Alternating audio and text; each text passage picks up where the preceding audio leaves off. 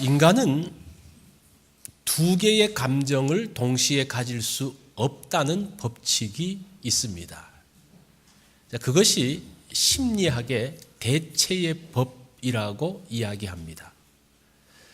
먼저 우리 마음 가운데 우리 마음에는 하나의 의자만 있습니다. 그래서 절망이 먼저 그 의자에 탁 앉으면 희망은 사라지고 더 이상 희망이 보이지 않습니다. 그런데 그 내 마음의 의자에 희망이라는 것이 딱 앉으면 이제 희망이 그 마음을 지배하면서 다른 것들은 사라지게 된다라는 그러한 법칙입니다.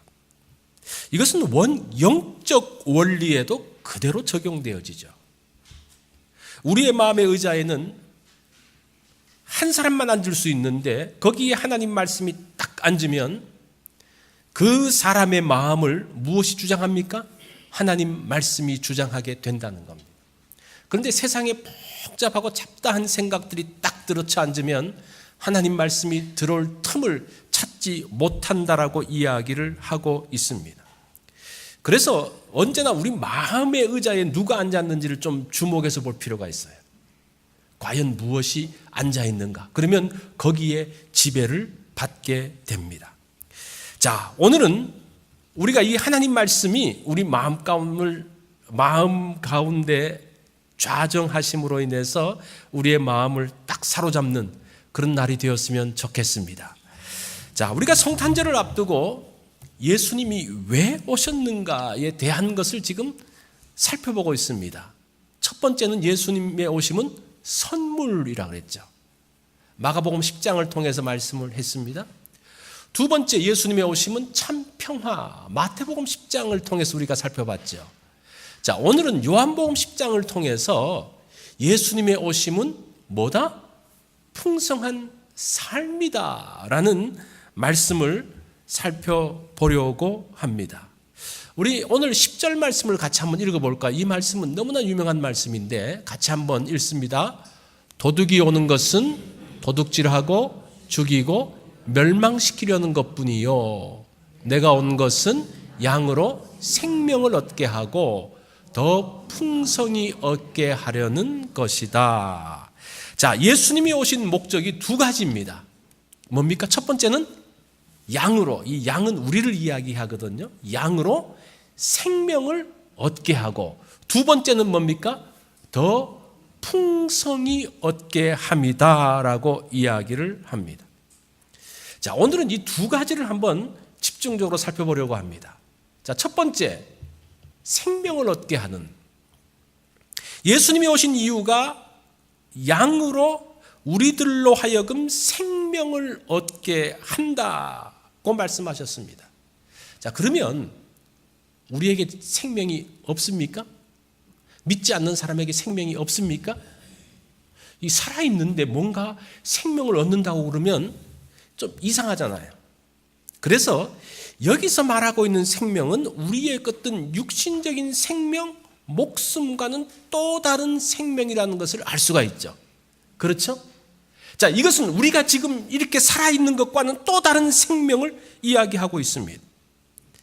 이 말씀을 통해서 우리 목숨 외에 또 다른 생명이 있다는 것을 이야기해 주고 있어요. 그래서 우리의 신앙은 교훈 이상이에요. 우리가 좋은 말씀을 통해서, 성경 말씀을 통해서 인간을 교화시킨다는 것 이상입니다. 아시겠어요? 이 말씀은, 하나님 말씀은 예수님이 오시면 뭐라고 이야기합니까? 생명이라고 이야기해요. 또 다른 생명이 있는데 그 또 다른 생명 가운데 들어가게 하는. 그래서 이 육신의 생명은 이 땅에서 없어지지만 영원히 소멸되지 않는 생명이 있다는 거예요. 그것이 바로 예수 그리스도를 통해서 우리에게 주신 생명이라고 이야기합니다. 그것을 영생이고 구원이라고 이야기를 합니다.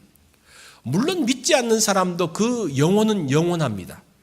영혼이 없어지지 않습니다. 그러나 그것을 영생이라고 말하진 않아요. 이 영생은 하나님과 함께 누리는 삶, 예수 그리스도와 연결되어진 생명을 이야기합니다. 자, 니고데모가 주님이 주시는 이러한 생명을 잘 이해하지 못합니다. 예수님께서 다시 거듭나야 된다고 말하니까 이 니고데모가 다시 어떻게 엄마 뱃속에 들어가서 다시 날 수 있습니까? 이렇게 이야기를 하죠. 그때 예수님께서 뭐라고 말씀하시는 거 아니? 육으로 난 것은 육이요, 영으로 난 것은 영이니 내가 네게 거듭나야 하겠다는 말을 놀랍게 여기지 말라고 이야기합니다. 자, 육으로 난 생명이 있습니다. 거듭난 생명, 예수 그리스도를 통해서 우리에게 주어진 영적인 생명이 있다라는 겁니다. 이 거듭난 영적인 생명이 우리를 영원한 나라에 들어가게 한다는 거예요. 그것을 주시기 위해서 예수님이 오셨다는 거예요. 그게 첫 번째 오신 이유입니다. 두 번째는 더 풍성히 얻게 하려 합니다. 자, 주님이 영원한 생명을 우리에게 주셨는데 그 생명은 풍성하다고 이야기해요. 이걸 오해하면 예수님이 주신 생명이 뭔가 좀 부족해가지고 더 풍성한 것을 주는 것이 아닌가라고 오해하는데 그것은 아니에요. 그 말은 이 생명에는 뭐가 있는 거 아니? 생명을 확장시키는 확장성이 있다는 거예요. 예수 그리스도의 생명이 이것이 그냥 있는 것이 아니고 계속 확장되고 커지고 그 풍성함을 만들어가는 생명이라는 그런 말입니다. 이 생명 안에는 하나님이 허락하신 풍성함이 있습니다. 그것을 알면요, 잘 살 수 있어요. 잘 사는 것. 자, 잘 산다는 게 뭘까? 잘 사는 사람은 어떤 사람일까? 제가 어릴 적에 잘 사는 친구가 있었습니다. 그때 잘 산다고 하면 부자면 잘 살았어요. 그죠?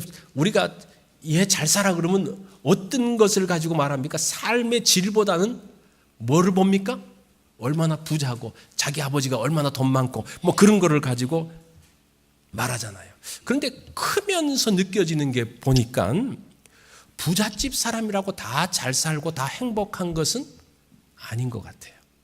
그래서 잘 산다는 개념은 넉넉하다는 것보다는 복되다라고 말하는 것이 훨씬 더 정확합니다. 자, 맛있는 음식과 좋은 음식이 다른 것 아십니까? 맛있는 음식은 무조건 맛있게만 만들면 돼요. 그래서 양념도 넣고 뭐 조미료도 넣고 해가지고 무조건 맛있으면 돼요. 그런데 좋은 음식은 뭡니까? 그 음식의 성질을 손상시키지 않고 최대한 그 음식의 맛을 드러내게 하는 것이 좋은 음식이죠. 그죠? 이렇게 정의하면 됩니까? 예, 맛있는 음식과 좋은 음식은 다릅니다. 이 좋은 식당은요, 좋은 음식을 갖고 있는 식당이에요. 맛있는 것보다는 좋은 음식을 갖고 있습니다. 이 풍성한 삶이라는 것은 주변의 것들로 더 씌우는 게 아니고 어떤 양념을 치는 게 아닙니다. 우리의 삶 가운데서 뭔가 부족한 것 같아가지고 좀 더 비싼 옷을 입어야 되고 다른 사람이 갖고 있지 않은 것을 가짐으로 인해서 내가 좀 더 가치 있다고 생각하는 것, 그것은 풍성한 삶이 아니에요. 이 모진 세상을 살다 보니까 사람들과 부딪히면서 내가 방패를 만들어야 되고 때로는 그 침을 만들어서 나도 침을 쏠 수 있다는 그러한 것들을 보이기 위해서 나를 포장하는 것, 사실은 그것이 나라고 그렇게 오랫동안 살다 보니까요, 그것이 나라고 생각을 해요. 원래 나의 모습이 그게 아닌데 나이가 치장하고 내가 누군가의 공격으로부터 방어하기 위해서 만들어 온 그것이 자기라고 생각합니다. 다른 사람도 그 사람을 보면서 그 사람은 그런 사람이야 라고 하면 그 사람의 껍데기만 보고 평가하지 그 속에 무엇이 있는지를 가지고 평가하지 않는 거예요. 복된 사람은 그것을 다 벗겨내고 자신의 본래 모습 그대로를 사랑하는 사람입니다. 하나님께서 우리를 처음에 복되게 만드셨어요. 그래서 제가 이 말씀을 준비하면서 내가 얼마나 복된 사람인가를 알면 좋겠다라는 생각을 했어요. 그러면서 이런 고백을 한번 해봤어요. 나는 나여서 좋다. 이렇게 생각하는 내가 좋다. 어떤 껍데기가 아니라 그냥 나 자신이 좋다는 거예요. 아무것도 첨가하지 않아도 만족한 것, 그게 행복한 거 아닌가요? 그게 풍성한 거 아닌가요? 예수 믿고 은혜 받으면 또 하나의 고백을 놓쳤습니다. 당신은 당신 그대로가 너무 좋아. 한번 그런 이야기를 한번 해보세요. 당신은 당신 그대로가 너무 좋아. 자, 우리가 예수 믿고 은혜를 받으면 이상적인 사람으로 바꿔진다고 생각을 해요. 내가 은혜 받으면 내가 부족하고 연약한 게 갑자기 슈퍼맨으로 바뀌어지지, 내가 능력 있는 사람으로 바뀌어지지. 그게 아니에요. 그걸 오해하는 사람이 있어요. 원래 예수 믿고 은혜 받으면요, 내가 가진 복된 모습이 발견되어집니다. 그전에는 몰랐는데, 그전에는 내가 싫었는데, 나는 보잘것없다고 생각했는데, 정말 은혜를 받고 주님 앞에 내가 서다 보니까, 주님께서 나를 이렇게 복되게 만드셔서 그것을 발견하는 게 은혜예요. 그것이 축복이에요. 예수님을 만나고 난 다음에 주님은 우리의 눈을 열어주십니다. 내가 얼마나 복되게 만들어졌는지, 하나님의 창조물이, 하나님께서 나를 만드셨는지, 얼마나 복되게 만드셨는지, 얼마나 풍성하게 만드셨는지를 발견하는, 그래서 어떤 고백이 나오는 겁니까? 하나님 감사합니다. 나를 이렇게 복되게 만들어 주셔서 감사합니다. 이런 고백을 할 수 있는 거예요. 지금까지 여러분들이 행복하지 않았다면 나 아닌 다른 사람으로 살았기 때문에 그럴 수 있어요. 내 마음 가운데 어떤 불만, 뭔가를 갖지 않아서가 아니라 내 자신이 다른 사람, 다른 어떤 모습으로 살았기 때문에 나 자신에 대한 만족이 없는 거예요. 명품을 다 벗고 난 다음에 집에 가서 그 모든 것을 다 벗고 난 다음에 초라한 나의 모습을 보게 됩니다. 가시를 드러내며 큰 소리를 치지만 내 속에 아무것도 없는 것을 보게 됩니다. 그래서 초조했어요. 모든 치장을 다 벗어 던지고도 나를 사랑할 수 있는 그런 자리에 있다면 그 사람은 정말 복된 사람이죠. 아무것도 없어도 어떤 치장도 다 벗겨내고 모든 것을 다 벗겨내고도 나 자신이 사랑스럽고 나 자신을 인정할 수 있다면 그것처럼 복된 사람이 없습니다. 하나님께서 그렇게 만드셨다는 거예요. 이것이 하나님 형상의 회복입니다. 하나님 형상의 회복이라는 게 뭐예요? 다른 그 모든 군더더기를 다 벗겨내는 거예요. 그래서 하나님께서 원래 만드셨던 그 모습으로 우리가 서는 겁니다.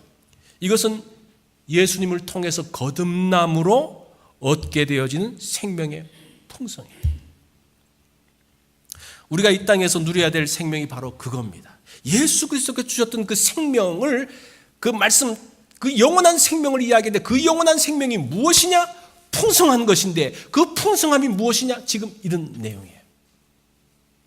이거 얼마나 참 신나는 말씀입니까? 내 모습 이대로 사랑하는 것, 상대를 그대로 인정하면서 존중하고 좋아하는 것, 이것이 풍성한 삶입니다. 만약에 여러분들이 이런 삶을 누릴 수 있다면요, 정말 복된 생애를 살 수 있을 것입니다.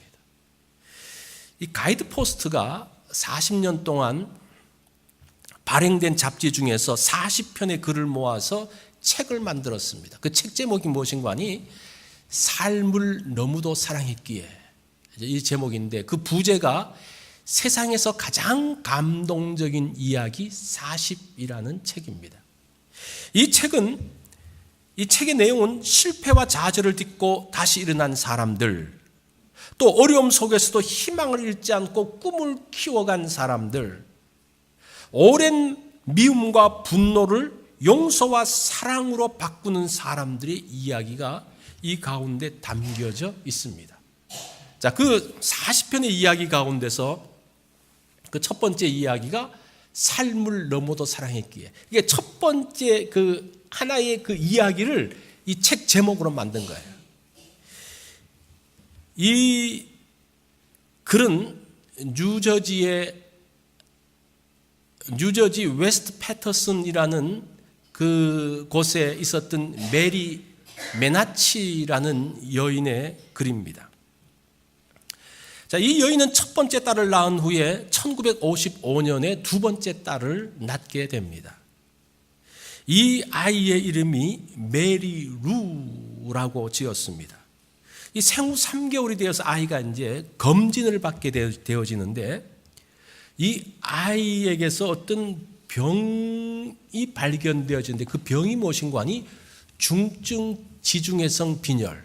다시 말하면 쿨리 빈혈증이라고 말하는데 왜 이 지중해성 빈혈인가 하니 지중해 근방에 살던 사람들이 이렇게 이런 중증 빈혈 증세가 있다라는 겁니다. 근데 이게 하나의 유전성 혈액 질환인데 치료 방법이 없어요. 단지 그 방법이 하나 있는데 매 2주일마다 다시 수혈을 하는 겁니다. 이제 피가 빠져나갔으니까 다시 수혈을 하면서 이제 사는 거예요. 그래서 이들 부부는 2주일에 한 번씩 뉴욕에 병원에 가가지고 아이를 이제 수혈시키고 오는 거예요. 매주 이제 2주마다 그렇게 가는 거예요. 한 3년 동안 그렇게 하면서 이제 그 충격이 좀 이제 가라앉고 혼돈도 가라앉을 때에 이 여인은 세 번째 아이를 갖고 싶어 합니다. 그래서 의사하고 이제 상의를 하죠. 세 번째 아이를 갖고 싶은데 괜찮은가요? 그러니까 이 의사가 이야기합니다. 그 둘째 아이의 그 병은 유전성 질환이기 때문에 둘째가 걸리고 셋째가 걸릴 확률은 전혀 없습니다. 괜찮습니다. 라고 그랬어요. 그렇게 해서 둘째 아이를 낳았어요. 그래서 이 둘째 아이가 1959년에 태어났는데 그 아이의 이름을 로즈메리라고 지었습니다. 자, 그리고 난 다음에 또 한 3개월이 지나가지고 이 아이가 이제 건강한 것을 확인하기 위해서 병원에 갔는데 이 아이도 똑같은 병에 걸려 있는 거예요. 그러면서 그 충격이 굉장히 컸죠. 그렇지만 또 시간이 또 한 3년이 지나고 나니까 이제 어느 정도 또 마음이 안정되어지고 그러면서 이들 부부가 딸만 셋이니까 아들을 낳고 싶어가지고 이제 이건 확률이 너무 적으니까 또 아들을 갖게 된 거예요. 그러면서 1961년에 조지라는 아이가 태어나는데 이 아이도 똑같이 이 쿨리 빈혈증에 걸려 있는 것을 알게 됩니다. 기가 막힌 이야기, 수천만 분의 1의 확률이 이 집에 걸린 거예요. 자, 그러면서 이제 이들 부부는 2주에 한 번씩 이 새 아이를 데리고 뉴욕에 가가지고 이제 수혈을 하면서 계속 삽니다. 그래도 정기적으로 수혈을 하면 그것이 불편해서 그렇지 사는 데는 전혀 지장이 없었습니다. 그러면서 이제 그 생활이 이제 루틴이 되어지고 그러면서 그 생활 가운데 안정을 찾게 되었습니다. 자, 그러다가 그렇게 이제 행복을 맛볼 즈음에 쿨리 빈혈증에 대한 새로운 사실을 이들이 알게 됩니다. 그 새로운 사실이 무엇인가 하니 이 병을 가진 사람은 아무리 관리를 잘해도 20세 전후가 되어지면 죽는다는 사실을 알게 되어져요. 그러니까 그렇게 그냥 살면 될 줄 알았는데 이 죽는다 그러니까 이제 이 새 아이가 차례로 죽는 것을 이 부모가 봐야 되는 거예요. 얼마나 기가 막힙니까? 자, 이것이 그들의 부부의 마음을 짓눌렀습니다. 그 아버지는 멍한 상태에서 기계같이 일만 그냥 열심히 했습니다. 돈을 벌어가지고 이 아이들을 어쨌든 살려야 되니까 아무런 소망도 없이 그냥 쏟아붓는, 그리고 이 부인은 그 슬픔, 그 고통 가운데서 계속 눈물만 흘리면서 살았습니다. 정말 누군가가 그래 어디까지 버티냐 보자 작심하고 괴롭히는 것 같은 어떤 그러한 느낌이 이들 가운데 있었습니다. 이들은 정말 도저히 삶의 희망도 살아야 될 이유도 없었습니다. 그러다가 어느 날 그들의 생각을 바꿀 수 있는 한 사건을 만나게 됩니다. 어느 날 저녁에 엄마가 11살 되어진 셋째 딸 로즈메리의 그 방에 들어갔습니다. 이 아이는 손재주가 있어가지고 보석으로 장식된 나비핀을 만들고 있었습니다. 그래서 그 나비핀을 만들어서 이 공예품 전시회에 전시하고 그것을 팔면서 조금씩 이 아이가 이제 돈을 이제 버는 거예요. 그래서 엄마가 그 가보니까 11살짜리가 그걸 만들고 있는 거예요. 너 그 나비 너무 예쁘네. 그러면서 하니까 이 아이가 하는 말이, 고마워요 엄마. 제가 대학 들어갈 때 아마 이렇게 하면 등록금을 준비할 수 있을 것 같아요. 이런 이야기를 하는 거예요. 얘가 지금 대학 갈지 안 갈지도 모르는데, 그 전에 어떻게 될지도 모르는데, 그 이야기를 들으면서 이 엄마의 마음이 무너지는 것 같아요. 그래서 이 아이에게 묻습니다. 그래? 너 대학 가서 어떤 것을 공부하고 싶어? 그러니까 간호학을 하고 싶어요. 내가 늘 병원에 가가지고 했을 때 그 나를 친절하게 대해주는 그 언니들처럼 나도 다른 사람을 돕는 사람이 되고 싶어요. 그 엄마가 울음을 간신히 참고 나와서 홀로 소파에 앉아서 이제 눈물을 쏟고 있는 겁니다. 그러면서 어떤 생각이 드는고 하니, 자기가 언제 어떻게 끝날지 모르는데도 정말 최선을 다해서 열심히 살고 있는 이 딸 아이가 생각이 그러면서 뭔가 머리를 탁 치는 것 같은 느낌이 드는 거예요. 아니, 지금 우리 집안에 정말 이런 생명의 약동으로 가득 차 있는데 나 혼자만 지금 슬퍼하면서 이 아이가 죽으면 어떡하지? 난 왜 이렇게 불행하지? 그러면서 사는 자신의 모습을 발견하기 시작합니다. 첫째도 그렇고 둘째도 그렇고 모든 아이들이 정말 열심히 나름대로 살고 있는데 자기 혼자만 그렇게 사는 것을 발견하는 거예요. 그 엄마는 그 로즈메리가 만들어 놓았던 그 성경 구절 액자를 보았습니다. 여기에는 시편 118편 24절의 말씀이 적혀져 있었습니다. 이날은 여호와께서 정하신 것이라. 이날, 오늘 이날에 우리가 즐거워하고 기뻐하리라. 정말 하루하루 즐거워하면서 기뻐하면서 모든 아이들이 살고 있는데 누구만 지금 슬픔 가운데 있는 거예요? 이 두 부모만 슬픔 가운데 있는 거예요. 그러면서 이제 내가 앞으로는 하루하루 정말 감사하면서 살아야 되겠다는 그런 마음을 갖게 됩니다. 그리고 난 다음에 몇 개월 후에 이 로즈메리는 12살에 죽게 되어집니다. 그 누이의 죽음을 보면서 둘째와 셋째가 잠시 혼란을 겪었지만 또 다시 자신의 삶으로 돌아와서 또 열심히 생활을 했습니다. 그러면서 둘째 메리루는 윌리엄 패터슨 대학에 입학을 했습니다. 이 아이가 이제 미술을 전공을 해서 들어갔는데, 들어가서 1년 동안 대학을 다니고 난 다음에 이 아이가 세상을 떠나게 됩니다. 그러고 난 다음에 그 막내 아들도 언니와 그 누나와 똑같은 나이에 대학 들어가서 이 아이도 세상을 떠나게 됩니다. 이 아들이 떠나기 전에 엄마 아빠가 아들 조지와 함께 차를 타고 오랫동안 드라이브를 합니다. 그리고 난 다음에 이제 집에 돌아와서 이 조지가 피곤한 가운데서 소파에 기대서 이렇게 이야기를 합니다. 엄마, 제가 떠날 때가 됐다는 것을 알아요. 그리고는 걱정스러운 눈으로 엄마를 올려보면서 이야기합니다. 울지 않겠다고 약속해 주시겠어요? 제가 천국에 있을 것 아시잖아요. 엄마가 말합니다. 그래 얘야, 울지 않을게. 이 말을 듣고 아들은 미소를 지으면서 눈을 감은 채 소파에 기대어서 크게 숨을 들이쉬고 세상을 떠났습니다. 이 1000만 분의 1의 확률에 걸려가지고 새 아이가 원인 모를 불치병을 안고 태어났고 또 새 아이를 몇 년 새에 계속적으로 떠내보내야 했던 그런 비극의 부모. 그렇지만 이 부모는 로즈메리와의 그 대화를 통해서 얻은 새로운 시각을 가지고 아이들의 삶을 끝까지 도왔습니다. 아이들은 떠났지만 이제는 그 아이와 함께 있으면서 얼마나 그들의 삶을 사랑했던지를 알면서 정말 밝게 살려고 노력을 했습니다. 주변 사람들이 그에게 묻습니다. 그런 일을 다 겪어도 어떻게 그렇게 밝고 편안하게 살 수 있죠? 그때 이 엄마 메리가 이야기를 합니다. 삶은 하나님으로부터 받은 신성한 선물임을 우리 아이들을 통해서 알게 되었습니다. 아이들은 그들에게 주어진 하루하루를 사랑했습니다. 아이들의 삶에 대한 기쁨과 감사는 햇살이 되어 우리가 함께한 시간을 따사롭게 밝혀 주었습니다.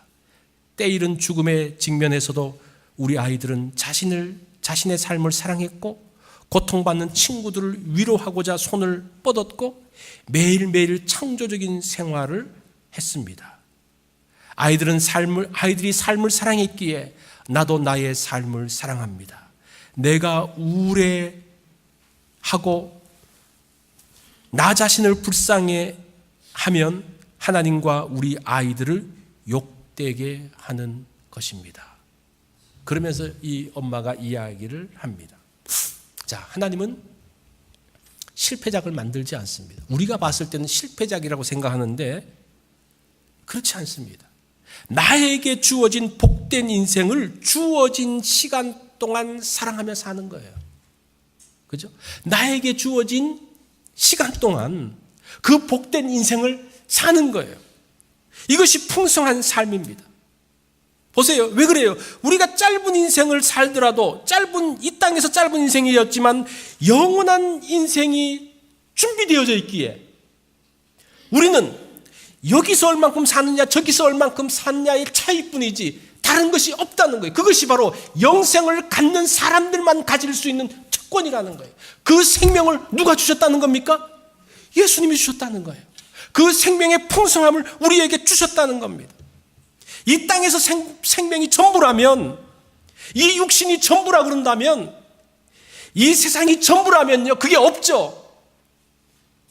불행한 사람이지만 우리는 이 땅에서 끝나는 사람이 아니고 이 육신의 몸으로 끝나는 사람이 아니고 영원한 생명이 있는 사람이기에 하나님께서 우리에게 이 땅에서 주어진 시간, 또 저 세상에서 주어진 시간, 그 모든 시간들을 감사하며 복되게 사는 것이 풍성한 삶이라. 그것을 이 엄마 메리가 알게 되는 거예요. 예수님이 오신 것은 영원한 생명을 얻게 하고 어떻게 하기 위해서 오셨다고 말했습니까? 더 풍성하게 얻기 위해서, 그 풍성함을 누리기 위해서 오셨다는 겁니다. 그러면서 우리의 삶의 아름다운 작품이 만들어지는 거예요. 그러면서 비로소 내가 나이어서 좋다라는 고백을 하는 거예요. 우리와 함께 있는 사람이 당신이 당신 그대로여서 좋다라는 고백을 할 수 있는 거예요. 이번 성탄절을 맞이해서 이런 고백을 하면서 나의 생명에 하나님의 풍성함을 덧입히는 그러한 복된 시간이 되면 좋겠습니다. 우리 이런 이야기를 나한테 한번 해보시겠어요? 내가 나여서 너무 좋습니다. 우리 한번 해보세요. 내가 나여서 너무 좋습니다. 우리 옆에 계신 분들 보면서 당신은 당신 그대로가 너무 좋습니다. 한번 이야기해 보세요. 예, 정말 그렇습니까? 만약에 이렇다면요, 정말 복된 삶을 살 수 있는 거예요. 우리 한번 다 같이 찬양하면서 우리 이 말씀을 다시 한번 이렇게 새기면 좋겠습니다. 감사의